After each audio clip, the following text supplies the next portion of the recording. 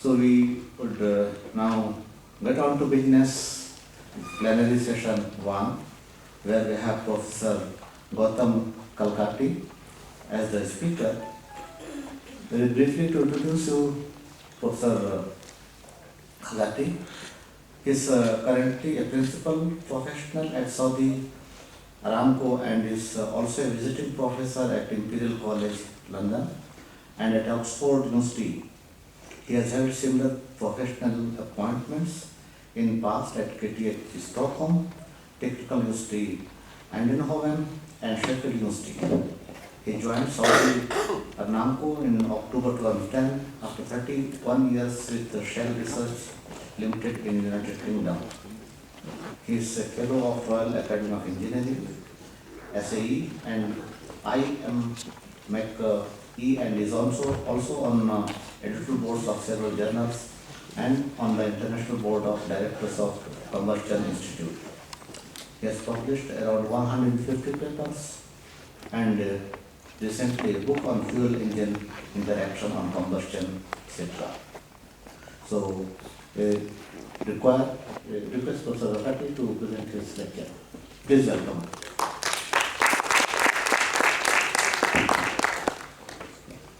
Good morning, ladies and gentlemen, and thank you, Professor Planery, for the introduction. And also, I thank the organizing committee for inviting me to this distinguished gathering and giving me a chance to talk about this topic. As you see, the title says, is it really the end of combustion engines in petroleum? Why do I say this? Because as you know, there's been a lot of talk about this in recent times, in the popular press at least. China and many other countries have reportedly said they are going to ban internal combustion engines, vehicles. It's not actually clear whether they mean all internal combustion engines or cars only with internal combustion engines. I'll come to that in a minute. But there is belief in some quarters that all transportation, can be run on electricity alone. And this change will happen extremely fast because the cost of electric vehicles are coming down and governments will mandate this, right? And it's also believed, obviously, that this is really a good thing because it is the green thing to do, because it will reduce local pollution and greenhouse gases and so on. Hence, the argument goes, the IC engines will be dead. Some people have said as early as by 2015, and the oil industry will collapse by 2030. In fact, I think last week the economist reiterated its belief that the internal combustion engine is going to be dead. However, full electrification, that means transport running entirely on electricity, is not possible for most commercial transport for a long time to come, which actually, accounts for about 60% of total transport energy demand globally, And it may actually cause increases in greenhouse gas emissions, and it's absolutely certainly true that this will be the case in countries like India and China, which rely on coal quite a lot for electricity generation. And even if light-duty vehicles have to be moved to electricity, it will require huge prior investments in things like charging infrastructure and so on. And there are many other economic implications. Transport will, this is what I'm going to argue, and I'm going to show you why I say so. Transport will be run by combustion engines, mostly burning oil-based liquid fuels for decades to come. They're not going anywhere, and this is my argument. Okay? And a consequence of this is that such engines have to improve in order to improve the sustainability of transport. So it is imperative that combustion engines research, fuels research continues. And so, now let me put some background to this. As you know, transport is central to modern society, and the demand for transport energy is extremely large.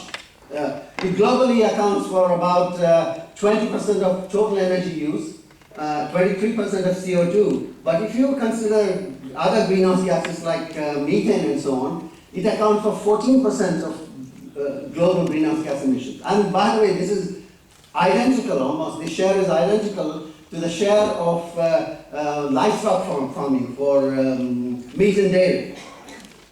And even then, it is very large. For example, currently there are around 1.1 billion light-duty vehicles, that is passenger cars and vans and so on, and around 260 million commercial vehicles.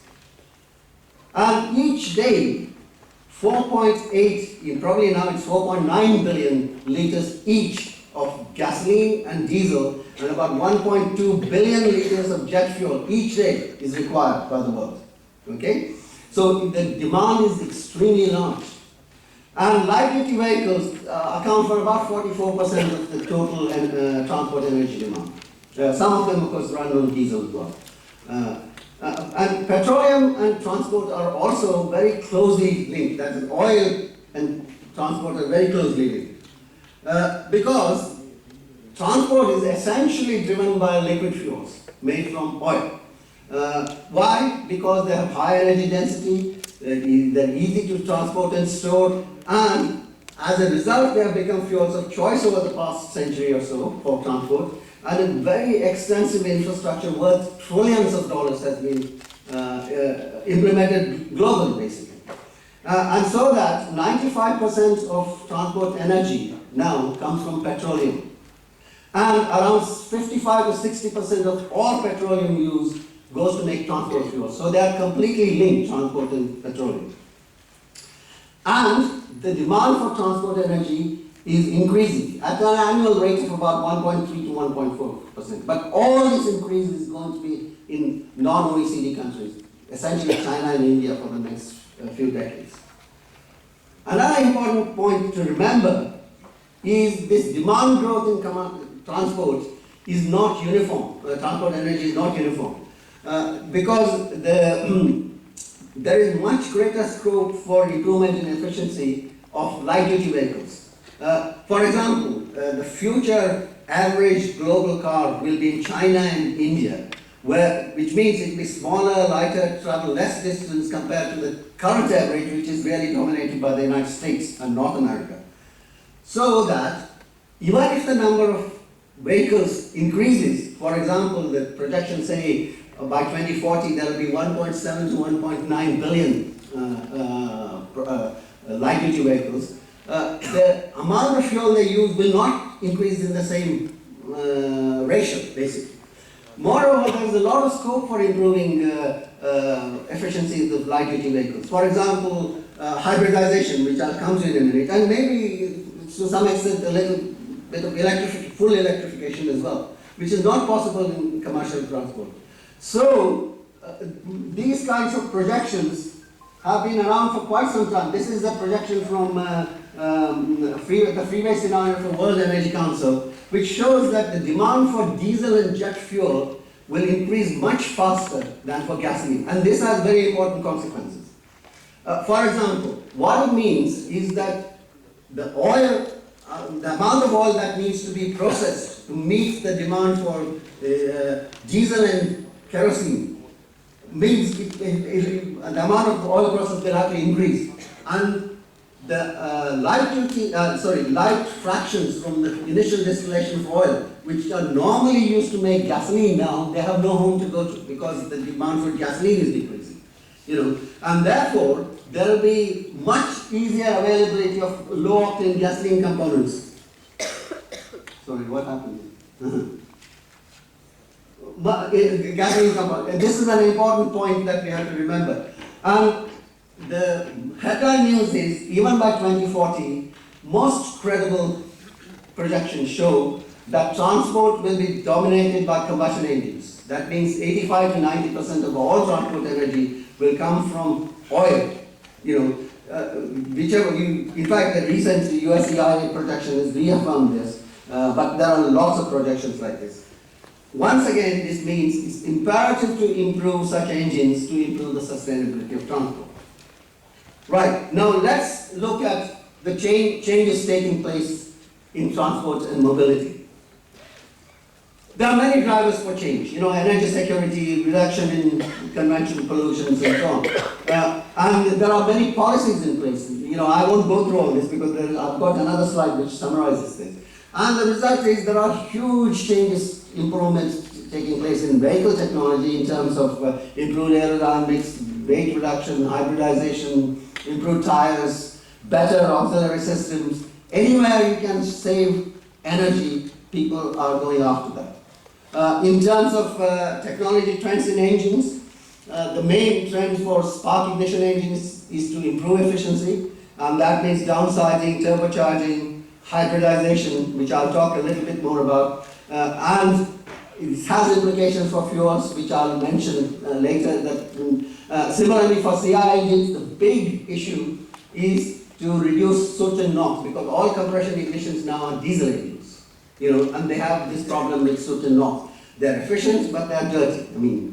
So there are lots of enabling technologies that are being talked about. I'll come to these things in more detail now, but in view of the limited time, I'll go to the next slide, which is to show that all these drivers, like energy production technology, air quality, security of supply, industrial policy, which are all driving these changes, are influenced by a lot of other things. How technology develops, how alternative fuels develop, what are the customers' expectations and demands, climate change issues, local air quality issues, and so on. And the point, I'm sure you can draw more of these boxes yourself if you spend some time on it. The point I want to make is that there are lots of interconnected, complicated issues which demand future transport energy evolution.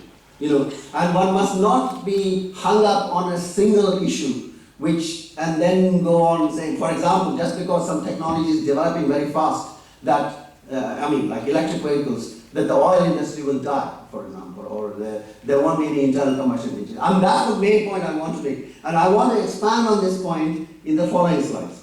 Let's now look at electrification transport in a bit more detail. As you know, there are different degrees of electrification. There's a conventional car, obviously, without any electric assistance. The most common electrification is the hybrid, like the Toyota Prius, where you have a motor and a small battery, much bigger than the normal car, but a battery, and they work in conjunction with the internal combustion engine to improve the efficiency of the internal combustion engine and capture, for example, brake energy, for instance, regenerative braking and so on, so that the overall fuel consumption is reduced. Then we have, at the other extreme, fully electric vehicles, where you plug the car in and you draw all your transport energy from the electricity grid. And in between is the plug-in hybrid, which has got an engine as well, which means, it can run partly on the engine, partly on electricity, for example. But what you must remember is that it's only the full battery electric vehicle which relies only on electricity. That means it does not have any conventional fuel requirement at all, right? Now, of course, batteries and associated electronics are expensive. They're coming down in price, but there are, some people are very optimistic about how fast they will come down in price. Whereas hybrid electric vehicles, like the Toyota Prius, have all their energy coming from the internal combustion engine, except that this energy is used much more efficiently. Okay? And now let's look at full electrification, why it is not as relevant to heavy-duty commercial transport. Let's look at the Tesla S, for example, which has an 85 kilowatt-hour battery pack. The battery pack itself weighs 544 kilograms, so it is much heavier. Its cost is high, and even with the 120 kilowatts Tesla supercharger, it takes 60 to 75 minutes to go to 80% charge. Right? Now, if you want to run a 50-ton truck or a 500-mile range, it will require a battery of about 1500 kilowatts hours, and the battery itself will weigh 10 tons. That means you can carry that much less cargo, and it will cost over $180,000, basically, assuming a future lower cost of batteries, for example. And charging time will be around 1 day. And this explains why it is less relevant for commercial transport. And there's a lot of fanciful talk about having electric planes, for example. I mean, this is just ridiculous, I mean, in my opinion, because if you look at any sort of medium-duty medium-range aircraft, for example, the Boeing 737, the size of the battery that would be needed, which has the equivalent energy of the fuel it carries, would be about 10 tons, 10.6 tons. 1064 tons, sorry, not 10.6, 1064 tons, which is 21 times the maximum takeoff weight of the aircraft. Similarly, huge container ships like the Benjamin Franklin, it carries 4.5 million gallons of fuel, and the battery weight for which carries that much energy would be about 6 times the weight of the entire ship, for example. And of course, there's lots of talk about Moore's law for batteries. I mean, people always are fond of quoting that, just look at how quickly electronics change. And in fact, I like Václav Smil's quote on this. He calls it Moore's curse. He says it is impossible for anything other than electronics, for where microprocessors are involved, for this kind of change to take place continuously. The simple physics fact is that batteries depend on ions, which occupy space, whereas microprocessors depend on electrons. So eventually, it is the thermodynamics of the battery which limits its how small it can get and how cheap it can get. So Moore's law does not work.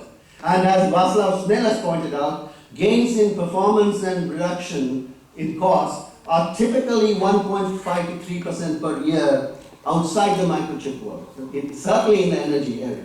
And this is definitely going to be true about microchips. Though I know there are lots of people who are much more optimistic than that, about the battery costs. But we have to be realistic about this. Now, what about this idea that I'm talking about full battery electric vehicles, by the way. Electric vehicles are green. So what are the greenhouse gas implications? Quite obviously, it depends on how you generate electricity. And in China and India, the battery electric vehicles will be certainly worse than conventional vehicles. There are many now life cycle analysis, well-to-wheel analysis published in journals. In fact, the recent one, 2 months ago, my friends from Tsinghua published a paper for China, which shows this very clearly. And of course, India has reiterated that 75% of its electricity will come from coal for decades to come, they say. So in that context, it won't be good for GST. If you went all electric, for example. And what about other pollutants like PM 2.5, NOx, and sulfur dioxide? As long as you're using coal in your electricity generation, these will actually get worse. In many cases, of course, this pollution is transported from the tailpipe to where the electricity is generated. But in places like Beijing, where most of the electricity is generated within the Greater Beijing area, again, another paper from Tsinghua shows that these will get worse if it goes all electric, right? But the big, dirty secret is the human toxicity potential, which people don't talk about very much, because it is to do with mining of cobalt and nickel and things like that, which are really now, for example, cobalt, 80% of cobalt now comes from the Democratic Republic of Congo. And it is extremely environmentally unfriendly, to use a phrase. The human toxicity potential associated with this has been estimated to be 3 to 5 times worse than the human toxicity potential of conventional internal combustion engine. We don't talk about this because the problem is small and it is all happening in somewhere in Africa, for example. However, if you want to increase the share of electric vehicles from what it is now, it's about 0.2%, to even 50%, you have to increase the number of cars. This problem will be increased by 100-fold, and you cannot ignore this. And it's already causing some concern about this. And then there are economic implications of full electrification of light-duty vehicles. For example, I already mentioned the cost and availability of new infrastructure. In the UK, for example, 44% of the cars don't have access to a garage. I think this must be even higher in India, for example. So where will they charge? And who will provide the charging infrastructure in order to persuade people to buy? There are, even now in most countries, significant incentives to persuade motorists to buy them. In the US, it's $7,500, for instance. It's okay. I mean, in fact, in the US, after a company sells 200,000 electric vehicles, this subsidy is going to stop. But what we are talking about are not 200,000, but maybe 10 million vehicles. I mean, eventually 500 million vehicles. I mean, if you want to go to 50% of the light duty. Who has got the money to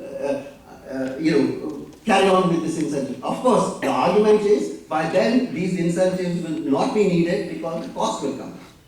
But this is to be proven yet, right? And what about the cost and availability of extra electricity needed? How will it be generated?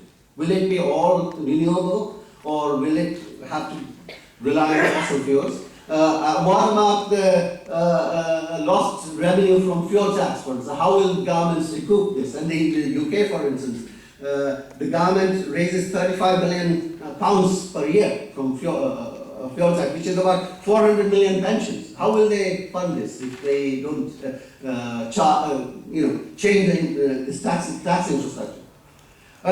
Of course, the other important thing is there is the battery generation itself takes a lot of energy and CO2. For example, the best estimates are for each kilowatt hour battery pack, the greenhouse gas impact is 150 to 200 kilograms per kilowatt hour. And this again puts into context why it is very much more undesirable to go to very large batteries. It is okay if, this might be in many countries, in some areas it might be overall, if you take all this into account, electric vehicles might still be better, slightly in terms of greenhouse gases. But in most countries, this will not be the case if you take all this into account. So what is the outlook for electrification? No question, the sales are increasing extremely rapidly because every major auto manufacturers is bringing electric vehicles in and pushing this. Governments are pushing this. And even last year, for example, I think this year it will be, or by 2017, it will be more than I think 1.2 million electric vehicles will be sold. By that I mean battery electric vehicles and plug-in electric vehicles. So I think by the end of this year, like today, I think the world has maybe 0.25% of light-duty vehicles as electric vehicles, right? However, in the past, actual deployment of EVs has fallen short of expectations because of the problems that I mentioned, which is to do mostly with charging infrastructure, etc. And the question is, will people buy BEVs even if they are more expensive, difficult and slow to charge, have shorter range, and how will governments persuade people to do this? What will it cost, for example? Essentially what it boils down to, is, in my opinion, electrification will definitely increase, okay? And very significantly in some parts of electrification, which is to do with hybridization, for instance, where the electrification improves the internal combustion engine, but not to the extent of going to full electric vehicles. Right. So having established that, at least to my own satisfaction, that electric vehicles are not going to take over completely, what about the alternative to run internal combustion engines, which we think will provide transport for the foreseeable future? I mean, in the sense, 80 to 90% of transport will be provided by that. There are many alternatives, including biofuels, natural gas, LPG, GME, methanol, hydrogen, and so on.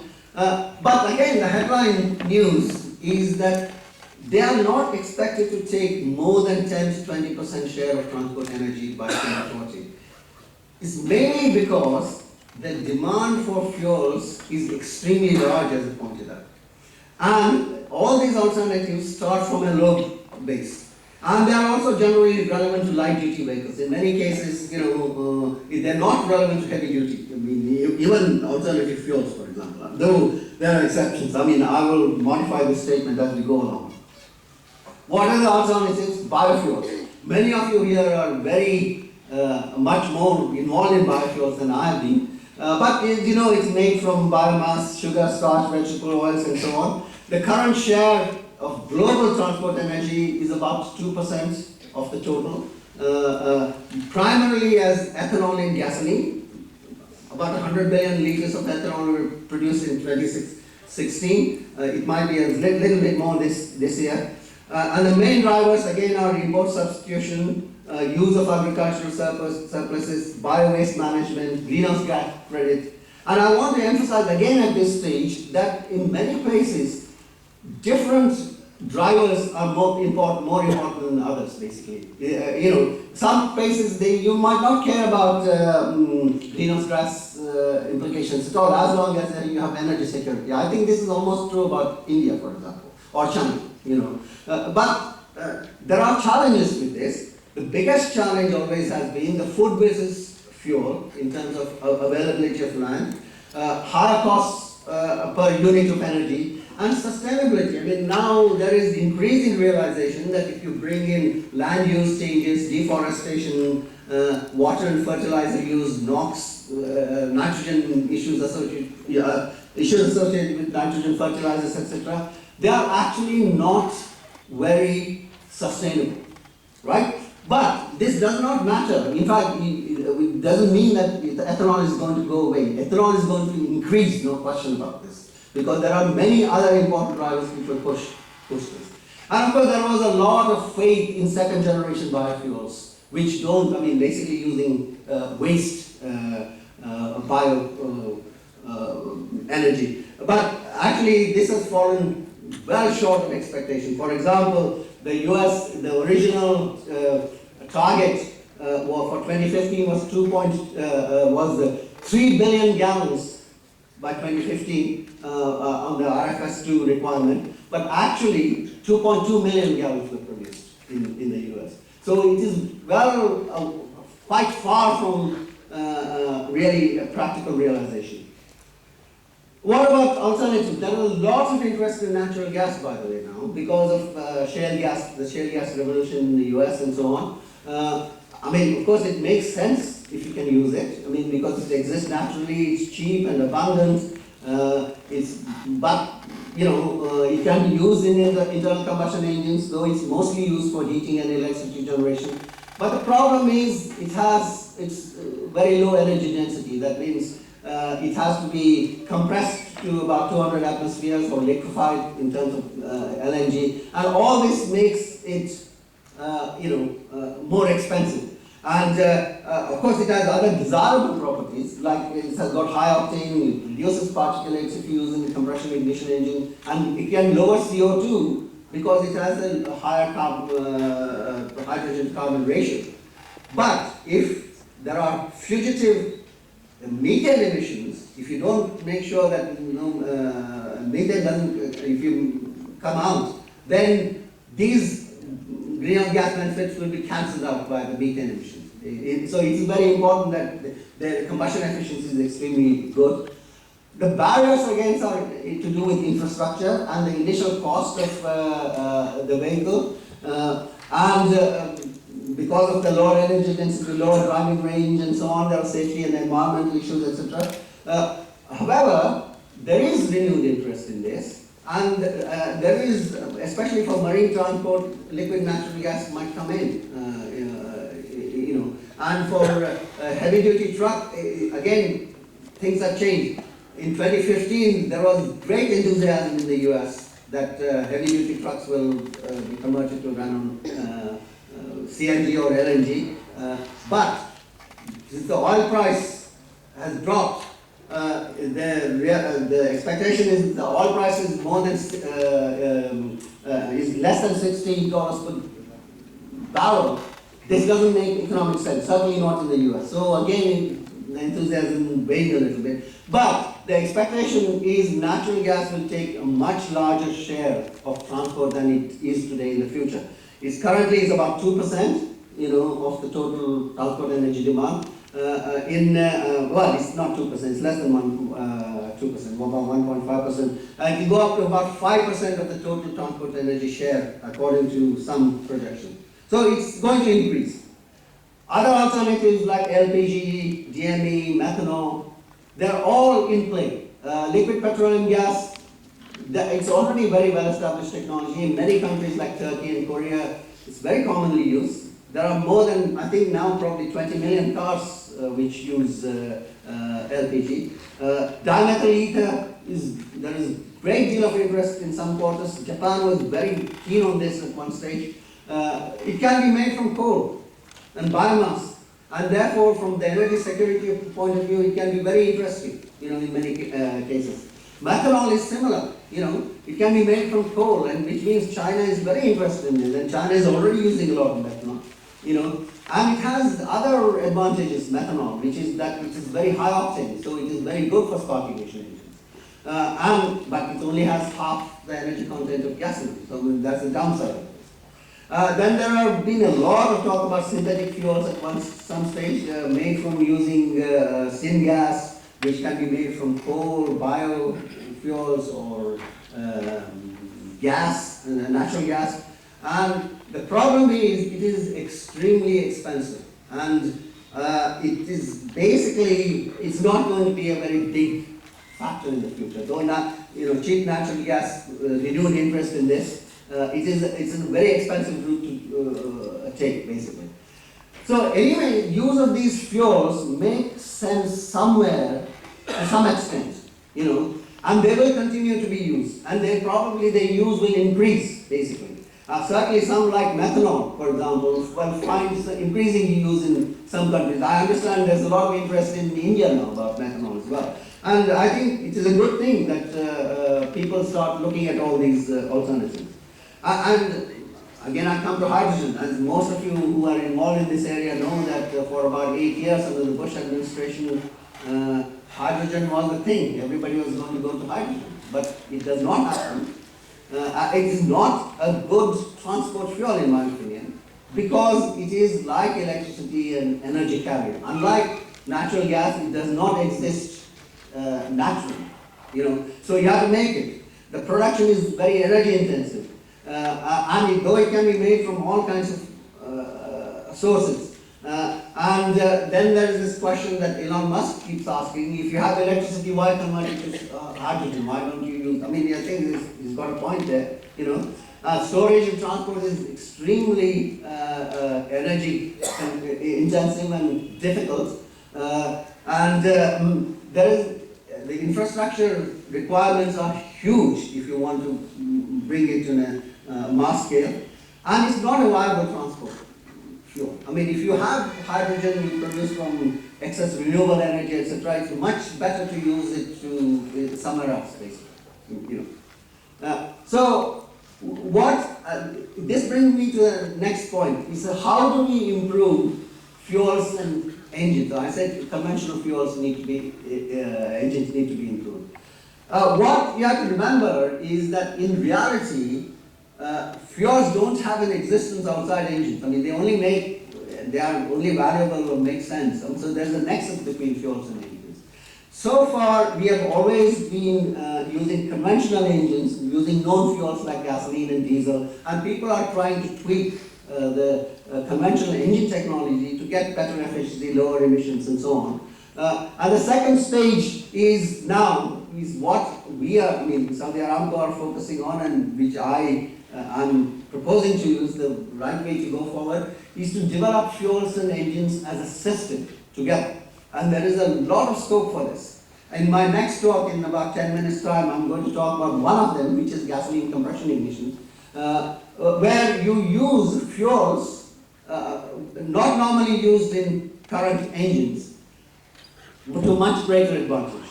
And in the longer term, very long term, I see it, when we have a lot of renewable energy, we can use excess renewable energy to produce so-called sun fuels, maybe even hydrogen in the very far future, and the whole system, energy system will be very different in that. But the most important thing is that the changes in any of these, I mentioned this about battery electric vehicles, etc., need to be assessed on a life cycle analysis basis, cradle to grave basis, because there are lots of unintended consequences, and sometimes there are very clear consequences which are ignored.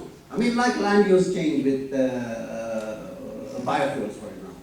And so you can make very bad policy decisions based on simple-minded sort of analysis of the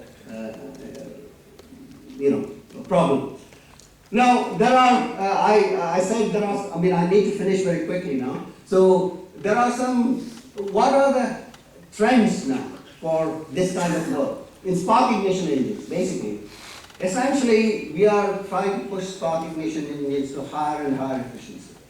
What this eventually means is that you're asking them to run at higher pressures and temperatures than they have been. And this has historically been the case. And what this means is there are all kinds of abnormal combustion issues associated with spark ignition engines, like NOx, and now super-NOx and pre-ignition, etc., which become a real barrier for further improvement in spark ignition. Fuels can play a role in this. Fuel anti-knock quality, for instance. And if you improve fuel anti-knock quality, you can push them a little bit further. But then the question arises, what do you mean by fuel anti-knock quality? And these are multi-billion-dollar questions. For example, we are used to describing fuel anti-knock quality by research and motor octane numbers, RON and MON. But actually, as you go towards higher efficiency in spark ignition engines, MON is not at all important, in fact. We know now why this is so, but this is it's a 2-hour presentation I've got on this thing. It is to do with thermodynamics and chemical kinetics of auto ignition. You need to change the way we define anti-knock quality, for instance. And this has big implications for fuels manufacturing. For example, fuel specifications need to be changed and so on. But there's another approach which many people are working on now, which is known as octane on demand, because actually what you find is, in fact, even though you're pushing the engines to higher and higher efficiency, they don't need high octane fuel. They don't suffer from NOx, except in very narrow operating regimes. So the idea is you run them on very low octane fuel, which is cheaper to make, easier to make, takes less energy in the refinery, and as I also said, there's a lot of it's going to be available in the future, the way transport energy demand is changing. And then give the engine high octane fuel only when it needs it. And it requires a dual fuel system, etc. We have actually got a car, a demonstrated car in our Paris research office, which implements this program. And in compression ignition engines, as I said, the big issue is soot and NOx. And I'm not going to go any more through this because my next talk is going to be about this topic. How do we actually develop fuel and engines together to improve compression ignition engines? This is gasoline compression ignition engine. And I'll just come to a summary now. the thing to remember is global transport energy demand is large and it is increasing. And it will be about 30 to 40% higher than in 2040 than now, in spite of efficiency improvements in all transport sectors from different approaches. Almost all this improvement will be in non-OECD countries. That's China and India for you, basically. Even by 2040, most of transport energy, 85 to 90%, will still come from petroleum. Right now, remember, it's 95%. So we are talking about a huge increase in alternatives to current, conventional engines and fuels. But it's still, in the next 25 years, it's still not more than 10 to 15% of the total transport energy.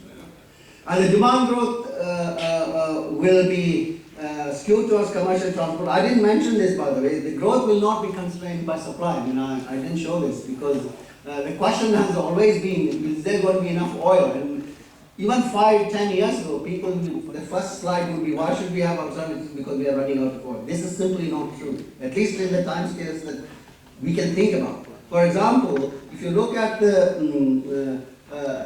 is a very common metric used, which is the available years, number of years of oil reserves, which is basically the known oil reserve divided by the current annual use, annual demand.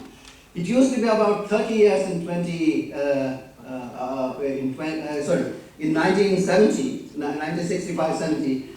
At the end of last year, it's about 54 years. So in fact, the available reserves are more than kept pace with increasing demand. So the more and more oil is being recovered. So there is, at least for the next 50 years or so, even if there is no new oil discovery, no new oil increase in oil, there will be enough oil to supply the demand as it is now. So it's not going to be constrained by supply. More diesel and jet fuel will be needed compared to gasoline, and it will require an increase in the octane number of the gasoline pool for the reasons I mentioned, though there are ways of overcoming this. And faster growth of alternatives like EVs. I was a bit pessimistic about how fast EVs can grow, but I might be wrong. Even if the battery electric vehicles come as fast as the enthusiasts predict, what this will mean is this demand imbalance will get worse. And that means you will have more what I call homeless hydrocarbons, which is low octane gasoline fuel, which have no gasoline components, which have no home to go to. Because electric vehicle generation system will essentially affect gasoline use because it is for light duty, small engines. And what this means is, in any case, huge investments will be needed in refineries, and low octane gasoline will become more easily available. And there is great scope for developing very efficient, clean, affordable fuel engine systems like gasoline compression ignition engine, which I'm going to talk in my next talk. And there is, in the longer term, a lot of scope for sun fuels, hydrogen carriers like methanol. People have been talking about ammonia as well, as a hydrogen carrier. So you use excess energy to make these fuels, transport them where required, and then make hydrogen again. And my simple point is that there is still tremendous scope for research and development in combustion engines and fuels for combustion engines. And we must not forget this. And I think I'll stop there actually. Thank you.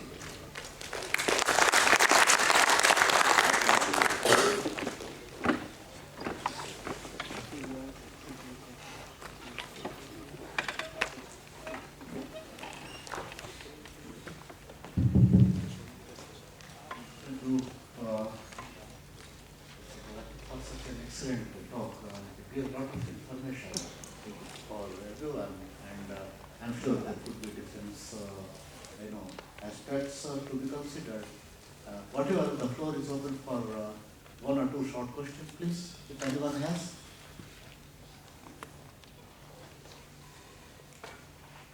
Yes.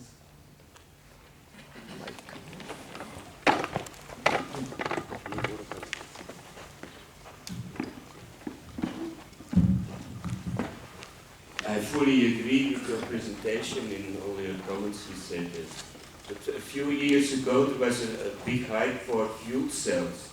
Is that forgotten now, or is that still Well, you know, competition? it is not, I mean, in fact, you know, you heard, for instance, that Toyota have actually launched a car. But the problem is hydrogen, again, you know, but as it is, the fuel cell technology is extremely, even more expensive than battery electric vehicles. But we must not forget, I mean, maybe there are going to be breakthroughs. I think this is the history of technology generally. I mean, what seems impossible now becomes possible. So, in fact, Toyota actually have made a very interesting decision. I think it's part of its public relations in my opinion. They decided to come out of battery electric vehicles as a mass market solution. Okay? But they are completely committed to hybrid electric. For instance, Toyota announced many years ago that all their cars will be electric in some way, which is what China and everybody else is doing. But what they mean is they're hybrid electric. But at the same time they announced that they will not go to full battery electric vehicles. At the same time they said their future is going to be fuel cells. Fuel cells are very expensive, and the main problem with this is hydrogen. And unless the hydrogen infrastructure actually develops, you know, on the other hand, if very cheap fuel cells become very common and easy, that might force the development of hydrogen, you know, infrastructure. But this is long term. It's not going to happen in the next 15, 20 years. Any other question? Yes, at the back.